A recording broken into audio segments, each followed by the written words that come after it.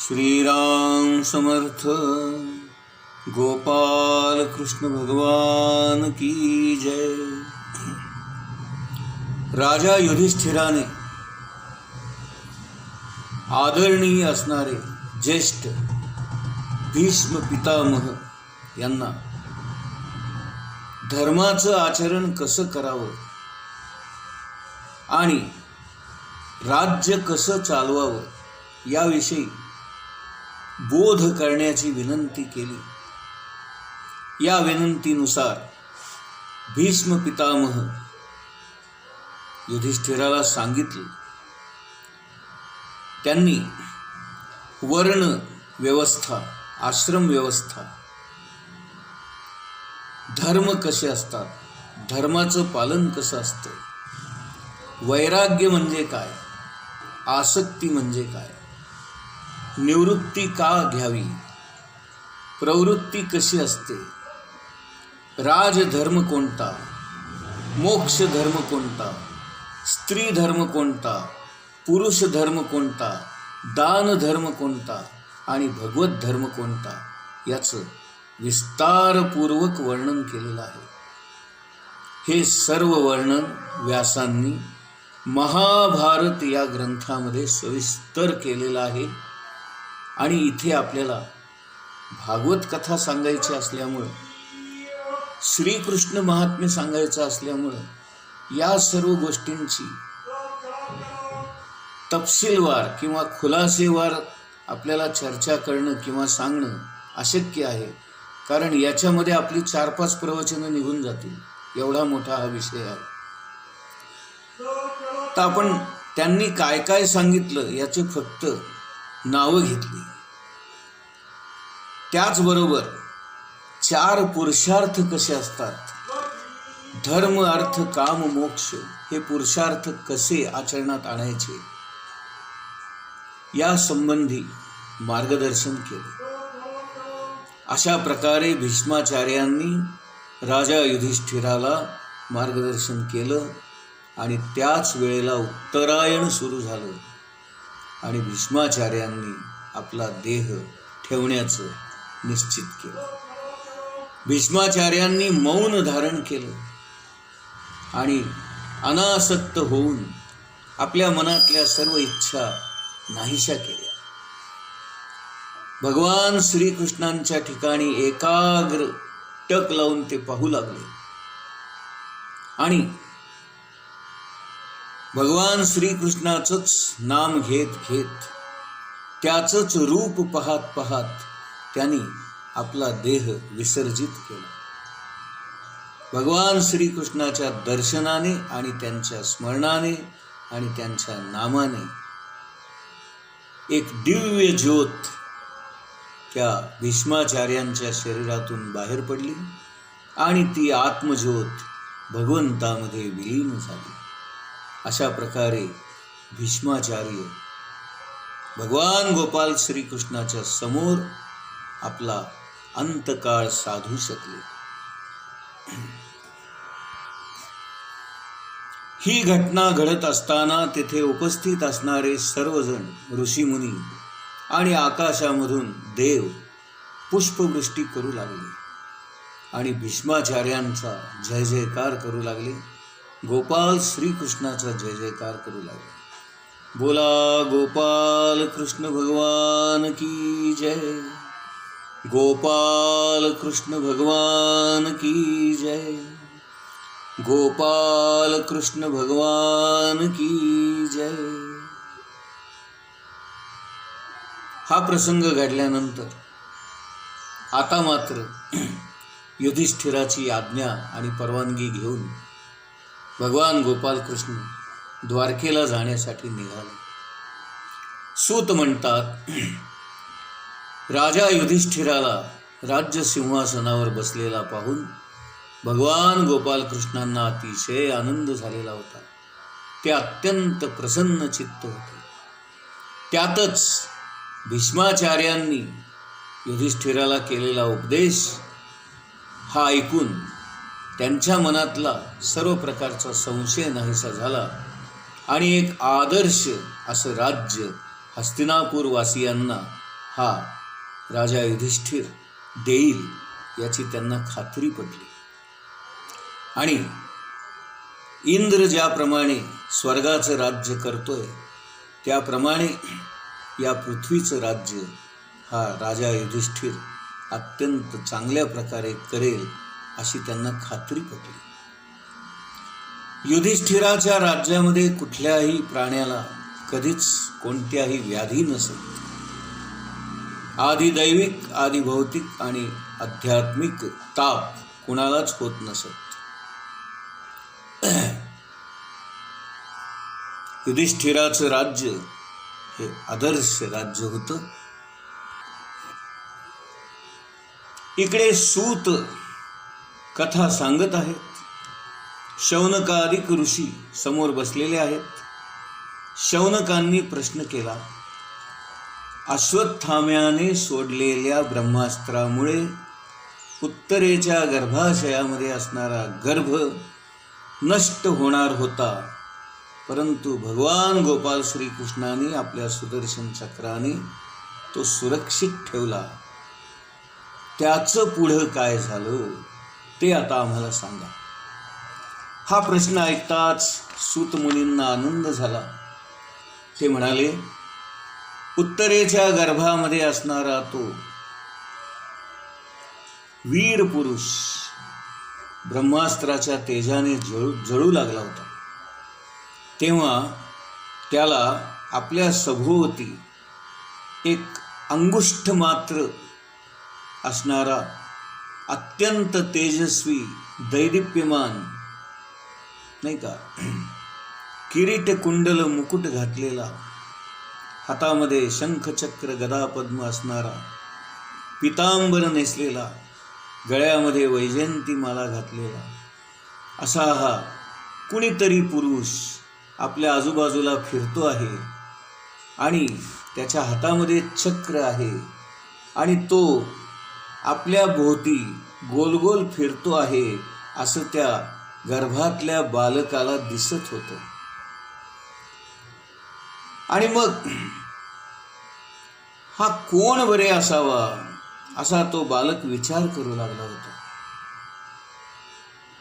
योग्य वेळेला त्या बालकाचा जन्म झाला आणि जन्म होता क्षणी तो आपल्या भोवती फिरणारा तेजस्वी पुरुष नाहीसा झाला.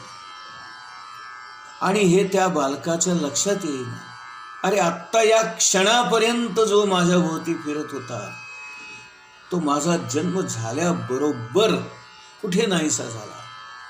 आणि म्हणून ते बालक इकडे तिकडे पाहू लागलं आणि परीक्षण करू लागलं, कोण दिसतंय का तसा, असं उपस्थित असलेल्या लोकांची परीक्षा घेऊन परीक्षण करू लागला. त्यांच्याकडे पाहून आपल्याला गर्भाशयामध्ये जे रूप दिसलं होतं असं रूप या कुणामध्ये आहे का असं तो परीक्षण करत होता. आणि म्हणून त्या बालकाचं नाम परीक्षित, जो परीक्षण करतो, जो आजूबाजूला पाहतो असा परीक्षित असं त्याचं नामकरण झालं. आणि हाच राजा परीक्षित म्हणून पुढे फार मोठा पराक्रमी राजा झाला. सूत सांगू लागले, हे प्रचंड असं महाभारताचं युद्ध झालं. भीष्माचार्यांनी देह ठेवला, त्यांनी युधिष्ठिराला उपदेश केला. भगवान गोपाल कृष्ण हस्तिनापूर सोडून द्वारकेला गेले. या सर्व घटना घडत असताना पांडवांचा एक काका, ज्याला आपण विदूर या नावाने ओळखतो, तो तिथे नव्हता. तो हस्तिनापुरात नव्हता. तो तीर्थयात्रा करण्यासाठी घरातून निघून गेला होता, कारण राजा धृतराष्ट्राने त्याला हाकलून लावलं होतं. तो विदूर अनेक ठिकाणची तीर्थयात्रा करून हस्तिनापुरामध्ये आज परतला आहे. आणि आपला बंधू विदूर आल्याचं समजताच राजा धृतराष्ट्र, त्याची पत्नी गांधारी आणि सर्व पांडव तेथे जमा झाले. त्यांनी त्या विदुराचं स्वागत केलं, त्याचं क्षेम कुशल विचारलं. आणि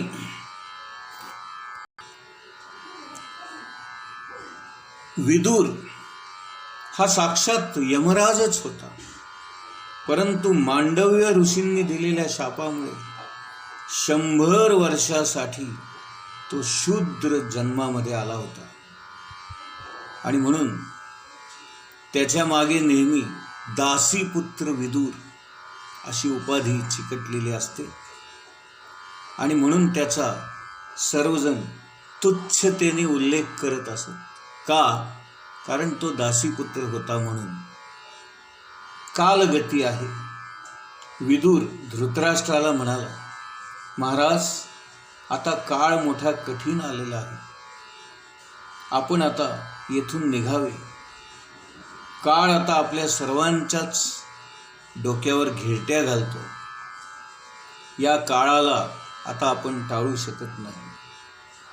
काळाच्या अधीन होऊन आपले प्राण केव्हा निघून जातील हे सांगता येत नाही. आपण आत्तापर्यंत राजा म्हणून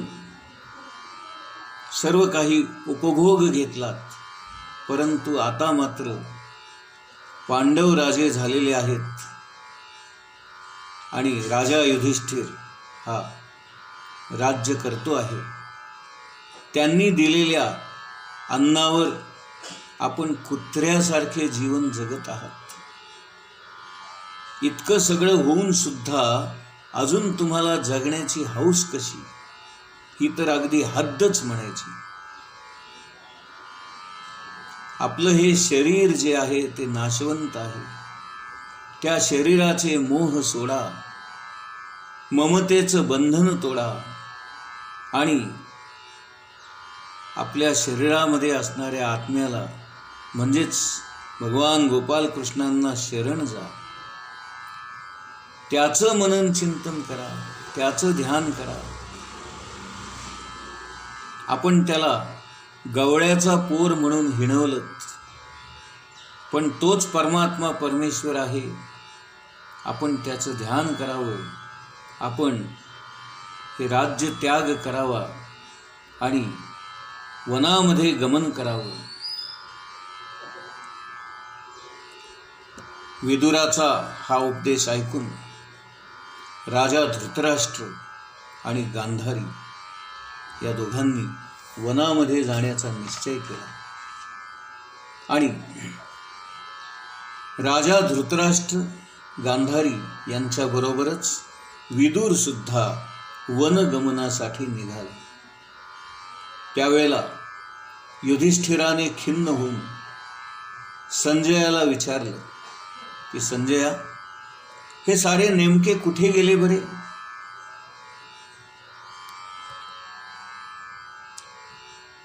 राजा युधिष्ठिराने विचारलेला प्रश्न ऐकून संजय विरहाने व्याकुळ झाला आणि तो काहीच उत्तर देऊ शकला नाही आणि अश्रू ढाळत उभा राहिला. इतक्यात भगवान देवर्षी नारद तिथे प्रगट झाले आणि ते म्हणू लागले, हे धर्मराज, तू का बरे शोक करतोस?